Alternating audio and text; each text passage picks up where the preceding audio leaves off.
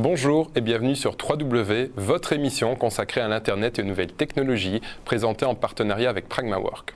Aujourd'hui, nous vous proposons une émission spéciale consacrée à l'actualité de cette fin d'année. Avec la fin de l'année qui approche, c'est l'heure des bilans. L'année 2009 a vu l'avènement des réseaux sociaux, dont le plus populaire est sans aucun doute Facebook. Le réseau social Facebook revendique désormais plus de 350 millions d'utilisateurs, ce qui en fait tout naturellement le site privilégié des internautes en matière de partage de photos, d'espaces de rencontres, mais également en matière de plateformes de jeux, puisque les jeux en ligne ont de plus en plus de succès sur Facebook. À titre d'exemple, on citera le jeu Farmville, une sorte de ferme virtuelle facebookienne, jeu qui rassemble par jour pas moins de 71 millions de joueurs.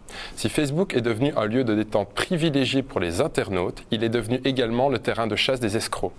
Dans son communiqué publié ce mardi 15 décembre, l'unité des crimes informatiques de la police belge met en garde contre les groupes facebookiens qui, sur simple adhésion, proposent de tenter sa chance pour devenir l'heureux propriétaire d'une immense villa, d'une grosse voiture de sport ou d'un smartphone dernier cri. Comme le rappelle Luc Behrens, à la tête de l'unité des crimes informatiques, il s'agit le plus souvent d'escroqueries, ayant pour seul et unique but la collecte des données personnelles mises à disposition sur les profils des internautes. Il conseille aux internautes de redoubler de vigilance face à ces groupes en n'hésitant pas, par exemple, à effectuer quelques recherches sur Internet afin de voir s'il ne s'agit pas d'une escroquerie déjà connue et à vérifier si les coordonnées de la société organisatrice sont bien mentionnées. Des conseils évidents au premier abord, mais très souvent oubliés face à l'appât du gain. L'autre grand personnage médiatique de la planète informatique 2009 est sans aucun doute Google.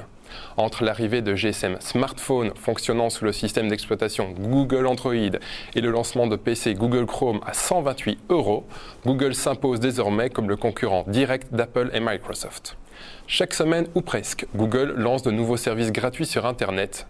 Cette semaine, Google a lancé en toute discrétion un dictionnaire en ligne qui propose des traductions et explications dans pas moins de 28 langues. Sur le site www.google.com/dictionary, les internautes peuvent choisir une langue dans un menu. Ensuite, le site propose une case où vous pouvez entrer les mots dont vous souhaitez obtenir une définition ou une traduction. Un succès incontestable de cette année est le désormais très populaire Twitter. Twitter est un outil de réseau social et de microblogging qui permet à l'utilisateur d'envoyer gratuitement des messages brefs appelés tweets ou gazouillis en français, par Internet, messagerie instantanée ou par SMS. De plus en plus de personnages politiques et médiatiques vous font ainsi partager leur quotidien avec des informations de la plus haute importance comme « Ce midi, j'ai mangé d'excellents sushis ». Et oui, Twitter limite vos messages à 140 caractères, ce qui évidemment vous empêche de vous étendre sur le sujet que vous abordez dans vos tweets.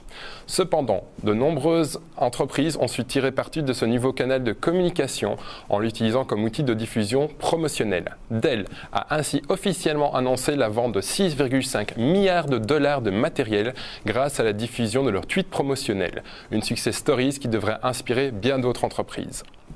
Une bonne nouvelle cette semaine, c'est la publication par la fondation Mozilla d'une nouvelle version de son logiciel de messagerie Thunderbird. La version 3.0 contient des innovations intéressantes comme la gestion d'onglets, un système de recherche avancé, un système de dossiers intelligent et bien d'autres nouvelles fonctionnalités. Rappelons que ce grand concurrent de Outlook est 100% gratuit et téléchargeable à l'adresse que vous voyez apparaître en bas de votre écran, www.mozillamessaging.com/fr. En 2007 est né My Major Company. My Major Company est un label musical communautaire, c'est-à-dire que des internautes deviennent producteurs de musique. Le premier artiste produit à travers MMC étant Grégoire. Aujourd'hui, en 2009, c'est un total de 17 artistes qui sont produits.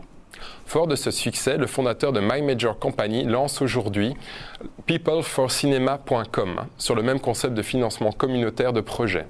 Le principe est simple. Les internautes prennent des parts financières dans des films bientôt à l'affiche, découvrent leurs coulisses, des contenus exclusifs et gagnent de l'argent sur l'exploitation. Si vous rêviez de jouer à l'apprenti producteur hollywoodien, peopleforcinema.com est donc fait pour vous. Comment s'est porté le commerce sur Internet en Belgique pendant cette année 2009 ? Eh bien, sachez qu'environ 80 nouveaux magasins en ligne sont créés chaque mois en Belgique. C'est en tout cas ce qu'a formé la plateforme de paiement Ogone ce mardi dans De Morken. Il s'agit principalement de magasins existants qui franchissent le cap de l'Internet. Grâce à l'offre croissante et à la possibilité de comparer les magasins entre eux, le secteur de l'e-commerce semble bien réagir face à la crise. Pierre Willart, directeur général d'Ogone, explique qu'il s'agit surtout de petits magasins qui ont petit à petit estimé qu'il était bon d'être présents sur Internet. L'an dernier, Ogone a enregistré 6,9 millions d'achats sur des sites belges, ce qui représente, malgré la crise économique, une augmentation de 42%. Les magasins belges en ligne ont dégagé un chiffre d'affaires total de 590 millions d'euros grâce à leur activité, de quoi être positif et garder le sourire pour 2010. Voilà, 3W, c'est fini pour aujourd'hui. Vous retrouverez tous les liens des sites évoqués pendant l'émission sur www.pragmawork.com/3w. Dans notre prochaine émission, je recevrai Sarah Wyss pour la présentation du site web lejournaldelevasion.be. Merci pour votre fidélité et bonne journée à tous sur Liberty TV.